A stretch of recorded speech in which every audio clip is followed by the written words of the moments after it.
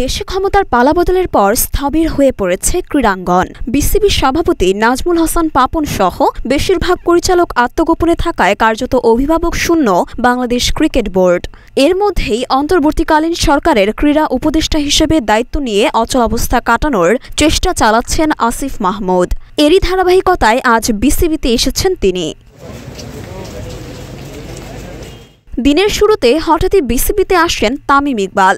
ছিল না কোনো অনুশীলন, তারপরও তামিমের এভাবে মিরপুরে আসায় অবাক হয়েছেন অনেকেই। তারপরই সেখানে পা রাখেন ক্রীড়া উপদেষ্টা আসিফ মাহমুদ সজীব ভুঁইয়াও। তামিমের সাথে আনুষ্ঠানিক পরিচয় পর্ব শেষে হোম আপ ক্রিকেট ঘুরে দেখেন আসিফ। এ সময় সঙ্গে ছিলেন বিসিবির সিইও নিজামুদ্দিন চৌধুরী সুজন এবং সাবেক অধিনায়ক হাবিবুল বাশার সুমন। পরে তামিমকে নিয়ে মিডিয়া রুমে প্রবেশ করেন আসিফ মাহমুদ। লম্বা সময় ধরেই জাতীয় দলের বাইরে আছেন টাইগার ওপেনার তামিম। এই সময়ে ফিট থাকলেও তিনি ব্যক্তিগত কারণে নিজেকে ক্রিকেট থেকে দূরে রেখেছেন। সাবেক এই অধিনায়ককে দলে পেতে তার সঙ্গে আলোচনা করতে প্রস্তুত আছে বলেও কদিন আগে জানিয়েছিলেন প্রধান নির্বাচক গাজী আশরাফ হোসেন লিপু।